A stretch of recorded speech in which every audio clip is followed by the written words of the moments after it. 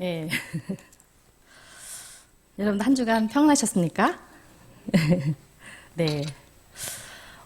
저는 오늘 말씀을 하나님은 우리에게 왜 시련을 허락하실까라는 주제로 여러분들과 함께 은혜의 시간이 되기를 소망합니다. 오늘 우리가 만날 이 주인공 여러분 누구일까요? 여러분들 한번 생각해 보시고 생각해 보셨으면 좋겠어요. 첫째, 이번 상반기 저녁 집회 주제였던 변화의 삶을 살았던 사도예요. 또한 두 번째, 그러니까 낙타 무릎이란 별명을 갖고 있어요. 세 번째는 예수님의 친동생인 이 성경 인물은 누구일까요? 여러분? 누구요? 네, 빙고. 맞습니다. 야고보죠. 예, 야고보예요. 자, 오늘 우리가 만날 오늘 이 본문 읽었죠? 이 야고보서를 쓴 야고보. 이 야고보는 과연 누구인가? 예, 예수님의 친동생인 이 야고보가 쓴 책입니다. 사람들은요, 이름을 지을 때 흔히 성경 인물의 이름을 사용하죠. 그래서 이제 우리 주일학교 친구들, 좀 출석하고 있는 친구들 가운데 보면은 에스더, 한나, 드보라, 다니엘, 그리고 요한, 나엘, 많은 이름이 있어요. 그죠? 분명, 부모님들께서 성경 인물을 닮기 바라는 마음으로 아마 이런 이름을 짓지 않았을까 싶습니다. 영어권에도 이런 이름이 있지 않습니까? 다윗을 뜻하는 데이빗, 또한 베드로를 뜻하는 피터, 또한 바울을 뜻하는 폴이 있고요. 요한을 뜻하는 존이 있습니다. 그럼 제임스라는 이 이름을 뜻하는 이름은 누구요? 제임스는 오늘 본문의 주인공 야고보예요.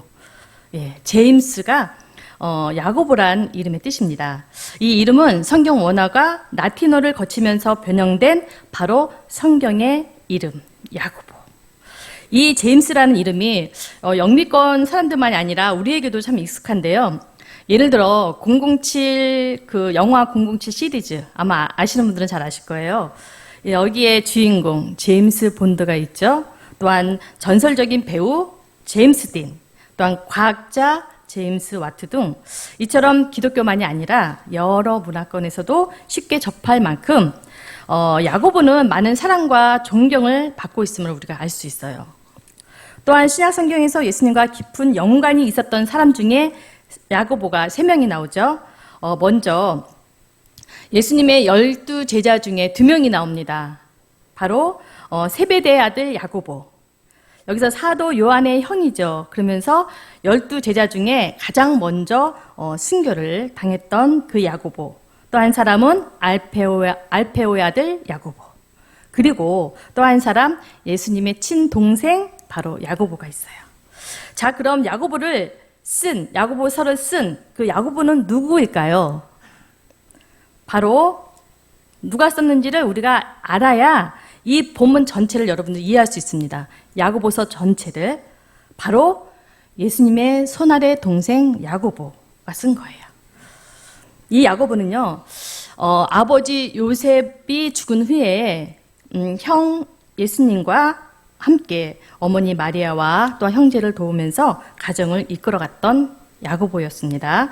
그러던 어느 날 이제 갑자기 예수님이 집을 나가버리게 되죠. 그래서 집에 나가 들어올 생각도 하지 않고 객지를 떠돌아다니면서 매일같이 하나님의 말씀을 전하고 다니니까 야고보는 불만이 이만저만이 아니었던 겁니다. 그래서 홀로 이제 어머니와 동생들을 이렇게 먹여 살리려니까 너무 힘들었던 거예요. 여러분 생각해 보세요. 얼마나 불만이 여러분들 같으면 없겠습니까? 불만이 이만저만이 아니겠죠. 도대체 집에 들어올 생각은 하지 않고 왜 저렇게 떠돌아다니는지 너무 속상한 거예요. 그래서 이제 그 야고보가 예수님이 야고보 앞에 오죠. 그 형을 만났을 때 이제 그럽니다. 이제 6월절이 다가와서 많은 사람들이 많이 모이는데 그곳에 가서 빨리 영웅질이나 해라 하면서 비난하는 말을 하는 그 말씀이 요한복음 7장에 실제로 나와 있어요. 기록되어 있습니다. 그만큼 형에 대한 불만이 가득했던 이 야고보는 심지어 어느 정도였냐? 예수님이 십자가에 달려 처형 당하게 됐다는 소식을 들었음에도 불구하고 그 자리에 가질 않아요. 또한 시신, 예수님이 죽어서 시신을 이제 이렇게 수습을 해야 되는데 그것도 알고 있으면서도 냉정하게 외면합니다. 그러던 야고보가 형이 하나님의 아들임을 알게 됩니다. 그러니 야고보가 얼마나 기가 막혔겠어요. 엄청 울었다고 해요. 그러다가 형이 부활했다는 그런 소식을 듣게 된 그때 야고보가 어떻게 결심하냐면 내가 형을 만나기 전에는 절대 밥을 먹지 않겠다. 이렇게 결심합니다. 그러던 어느 날 야고보에게 예수님은 짠 하고 나타나요. 그 말씀이 고린도전서 15장 7절에 기록되어 있습니다. 그때부터 진짜 하나님의 아들이신 그 예수님을 통해 하나님을 바로 아는 사람이 된 이 야고보는요, 완전히 변화됩니다. 우리 이번에 그죠? 저녁 집회 때 변화. 바로 이 변화를 말하는 거예요. 신실한 기독교인으로서 그 후에 완전히 변화돼서 거듭나서 예루살렘의 그 교회의 큰 지도자, 당회장, 목사가 됩니다. 이 야고보가.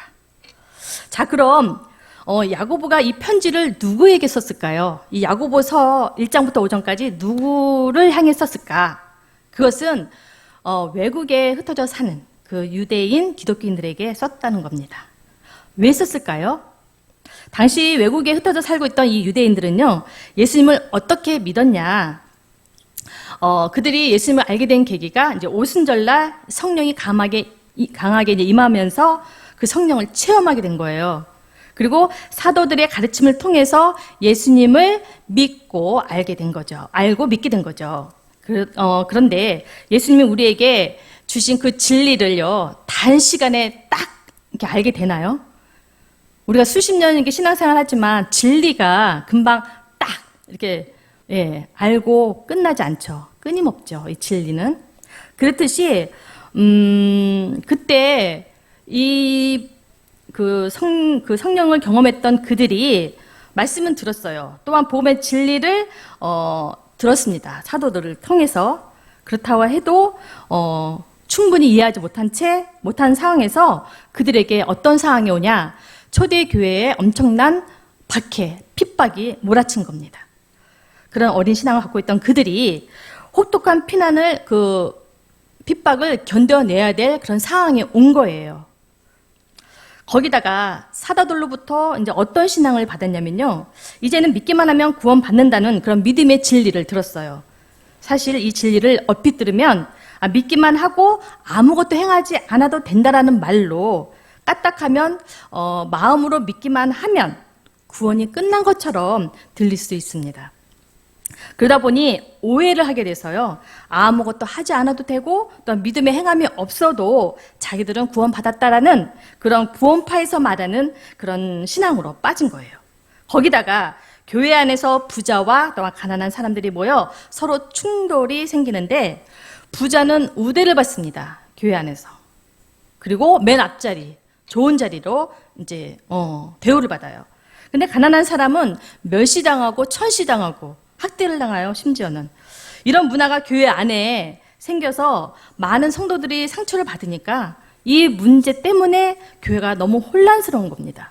그리고 어지러워지는 그런 상황에 부딪히게 된 거예요. 또한 부자들의 어떤 행포, 그리고 확대와 무시, 그리고 어떤 그런 교만, 이런 걸로 인해서 당시 유대인 기독교인들은요, 정말 힘겹게 신앙생활을 하고 있었던 겁니다. 여러분, 사실 이렇게 극한 상황인데도 흩어지지 않는 것 자체, 믿음을 또한 버리지 않는 것만도 정말 기적인 거죠. 그런 무질서 속에서 힘겹게 신앙생활을 하는 그들에게 야고보는 하나님의 뜻과 진리를 바로 알리고 도와줘야겠다라는 생각에 쓴 편지입니다. 그럼 제일 먼저 뭘 썼을까요? 그것은 믿는 사람에게 왜 시련이 오는지를 기록하고 있어요.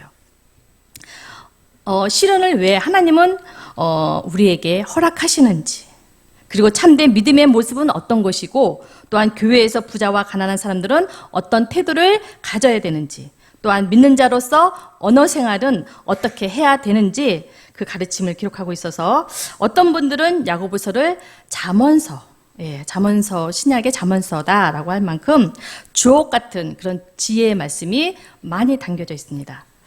그런 야고보는요, 야고보가 약 30년 후에 뒤인 AD 62년에 이제 유대인들에 의해서 이제 심한 박해 속에서 결국은 순교를 당합니다.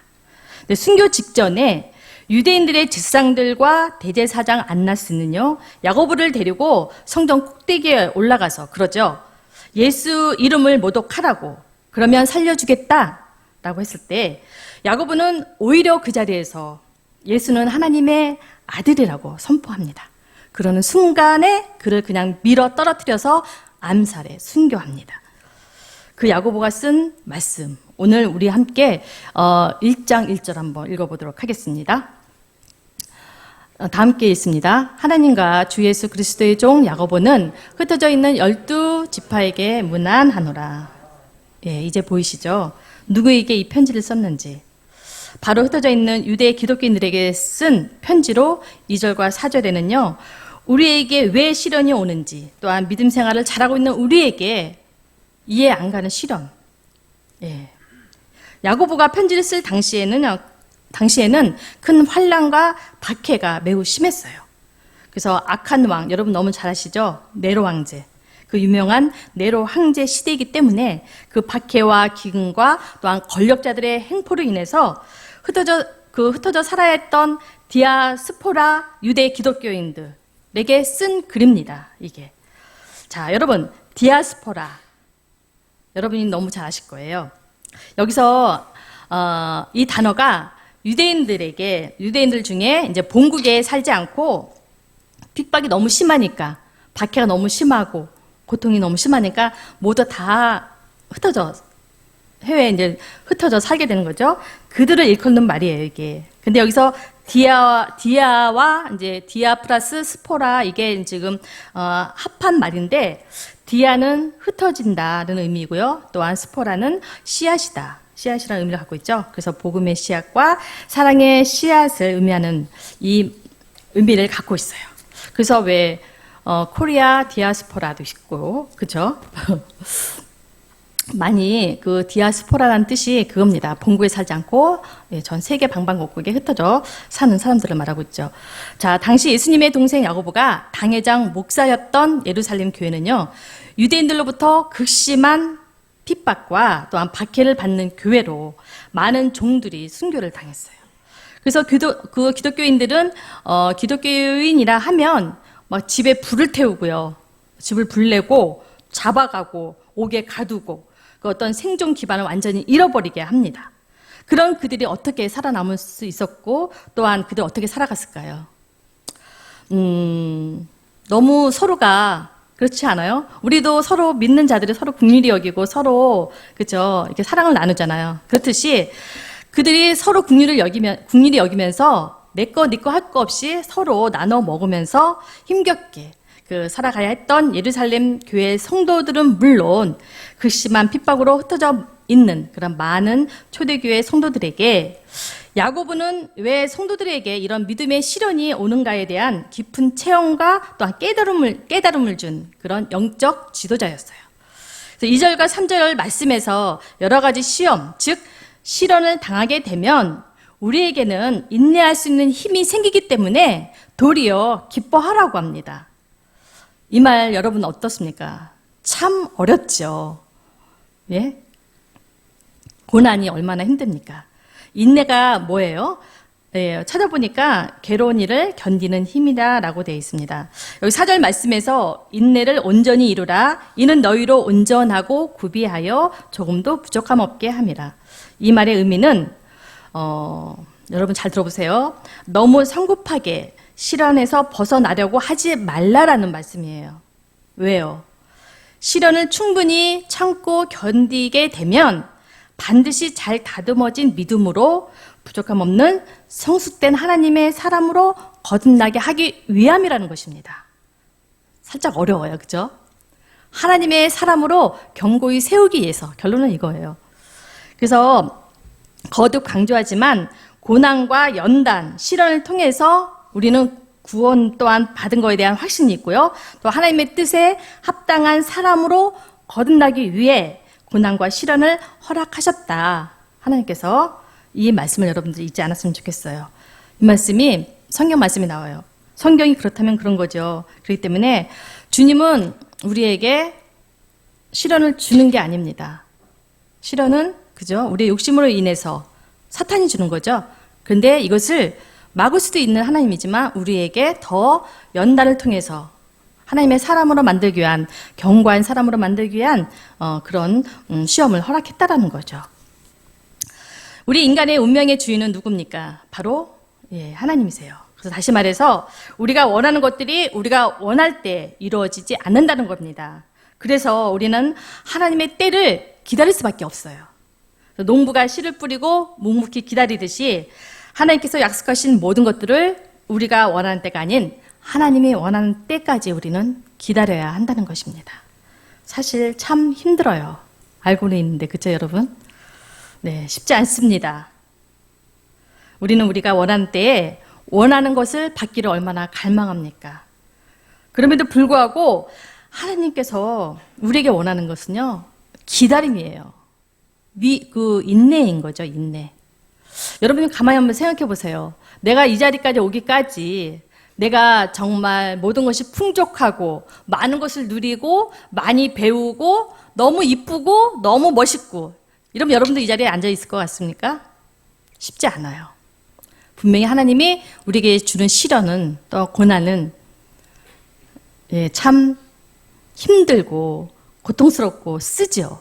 그러나 그걸 통해서 하나님은 더 큰 영광을, 여기 나오잖아요. 생명의 면류관을 주려고. 또한 우리를 구원하기 위해서, 우리를 구원하고 또 우리에게 어떤 그런 축복을 허락하시려고 그러신다는 겁니다.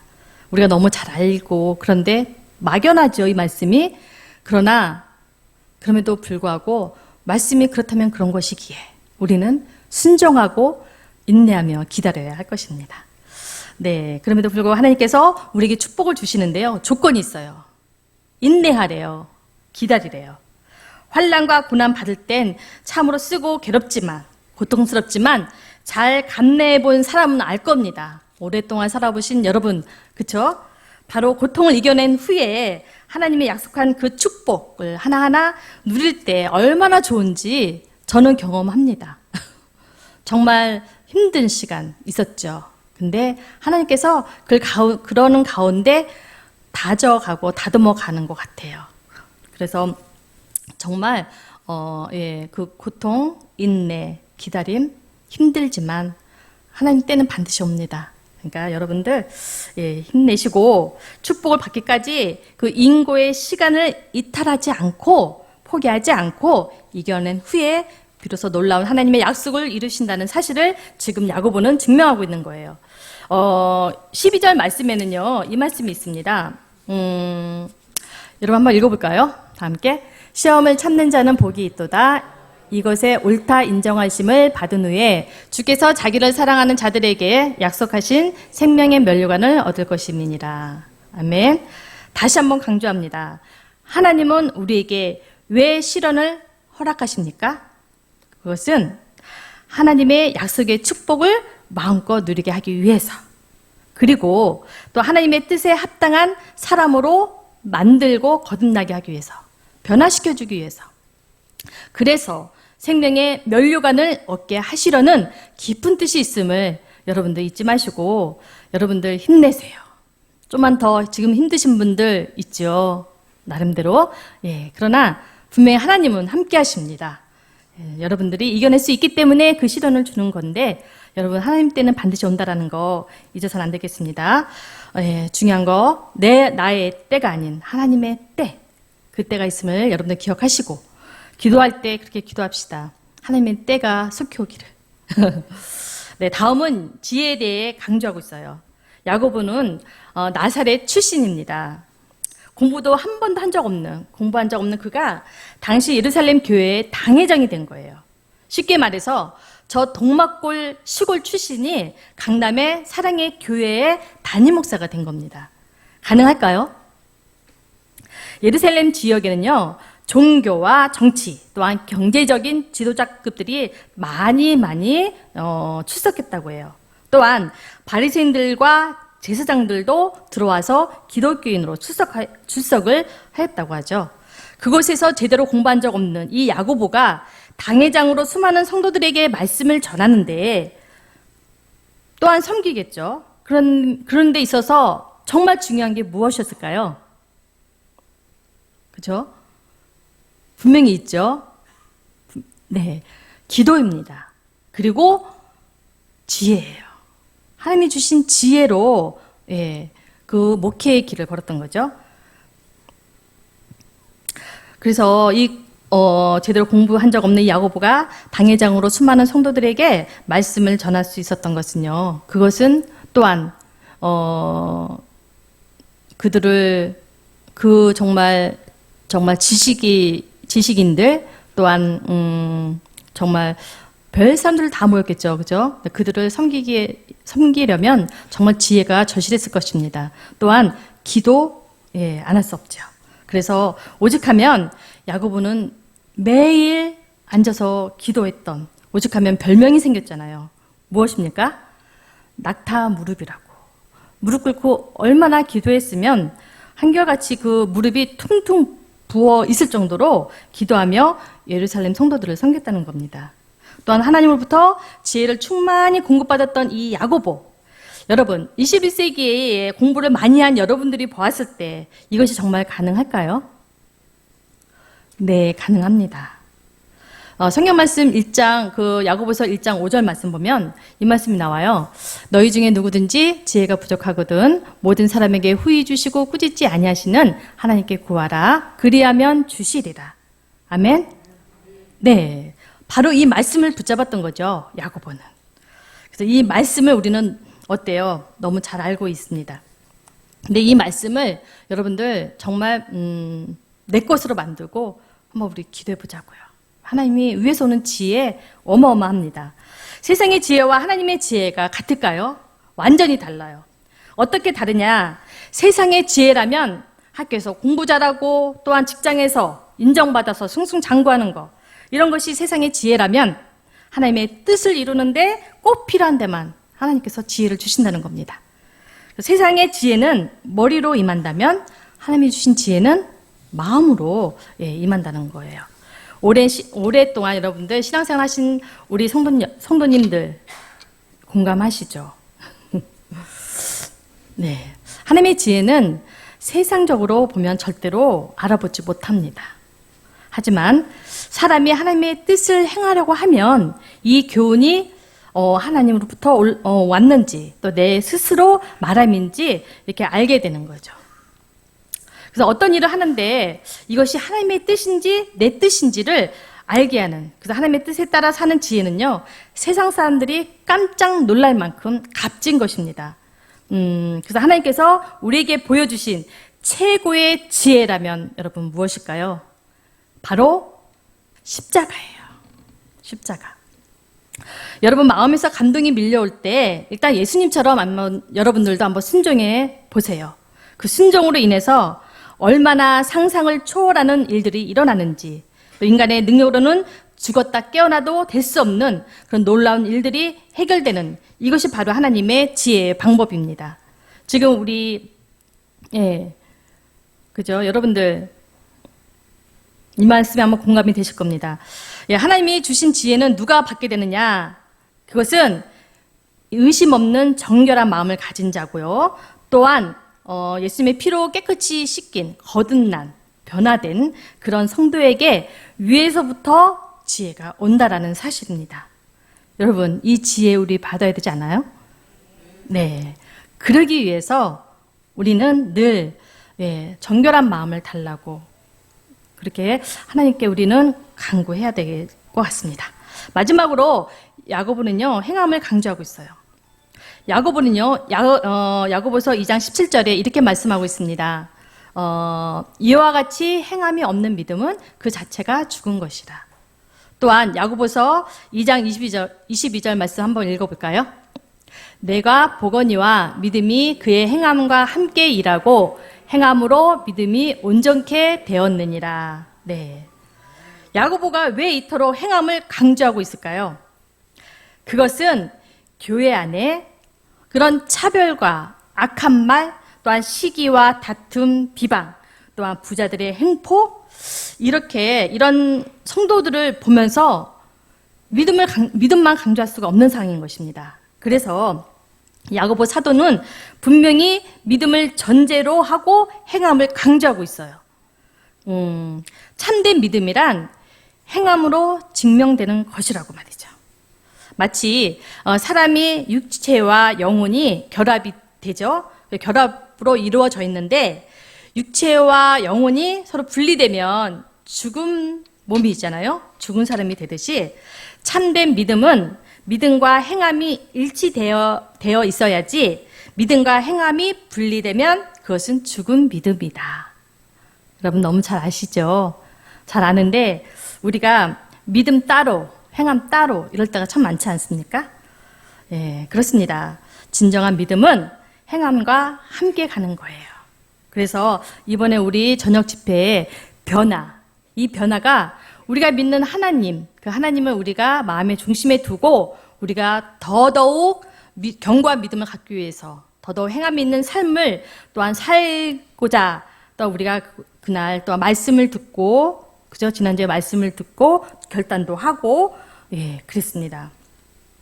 야고보는요 아마 오랜 세월 가까이에서 지켜본 그 예수님, 형 예수님을 아마 떠올렸을 거예요. 말씀대로 믿고 실천하셨던 그 형 예수님은 언제나 믿음과 행함이 일치되었던 그 모습을 지켜보았기 때문에 그 예수님의 모습을 담기를 아마 굉장히 몸부림쳤을 겁니다. 야고보가. 그죠? 그래서 거듭난 그런 변화로 말씀 그대로 믿고 행함이 있는 그런 삶을 살았던 이 야고보는 우리에게 롤모델이 되고요. 또한 귀한 믿음의 거장이 된 것입니다. 신실한 신앙인이었던 러시아의 문호 톨스토이는요 3가지 의문을 품고 살았다고 해요. 첫째, 이 세상에서 가장 중요한 시간은 언제인가? 둘째, 이 세상에서 가장 중요한 사람은 누구이며 또한 이 세상에서 가장 중요한 일은 무엇인가?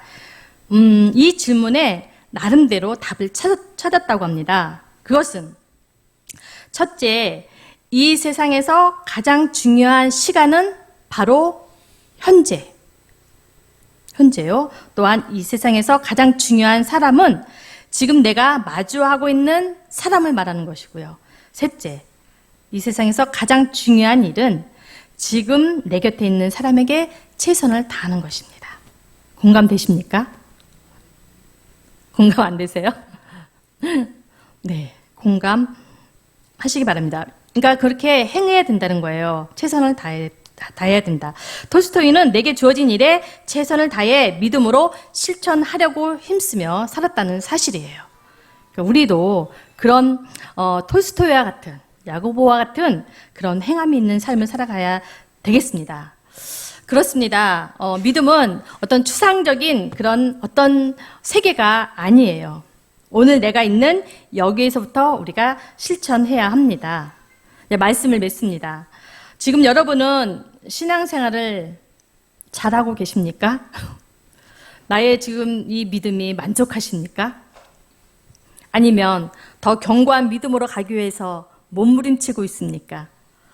이번 상반기 저녁 집회 주제였던 변화, 이 변화가 우리에게 반드시 필요한 것은요, 장기전으로 가고 있는 이 코로나 팬데믹으로 지금 너무 신앙생활을 우리가 안일하게 하고 있지 않나, 너무 성의 없이 대충 때우는 그런 예배를 드리고 있지는 않은가.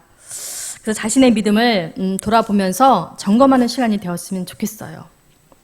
그래서 낙타 무릎이 되도록 끊임없는 그런 기도와 또한 믿음을 실천하려고 몸부림쳤던 야고보, 그의 철저한 변화로 오직 하나님께 영광 돌렸던 그 야고보의 신실한 믿음을 우리 모두 도전받았으면 좋겠습니다. 네, 성경을 읽읍시다. 그래서 예수님을 알되 제대로 알고 실천합시다. 더 나가서 전도도 해야죠. 예수님의 명령 아닙니까? 그러려면 성령이 충만해야 합니다. 성령 충만. 리딩 지저스 통독, 성경 통독을 우리 지금 하고 있죠. 지금 우리 김성호 목사님이 너무 애쓰고 계시는데요. 온 성도 모두가 함께 45주간 장거리 경주를 달리고 있습니다. 여기서 성령 하나님이 함께 할 때만이 어떤 말씀에 깨닫는 지혜가 생기고요. 또한 학자같이 잘 이해가 되고요. 또한 우리가 그렇게 살아갈 수 있습니다. 또한 그 인내할 때 끝까지 우리는 완독할 수 있다는 사실입니다. 그래서 우리가 아는 걸로 그치는 것이 아니라 이렇게 야고보처럼 우리도 정말 믿음과 행함이 하나로 우리가 움직일 수 있도록 그렇게 실천할 수 있는, 그래서 이 시대에 야고보와 같은 성령 충만한 성도님 한 사람 한 사람이 되기를 간절히 바라면서 다 함께 충만이란 찬양 부르고 우리 함께 기도하도록 하겠습니다.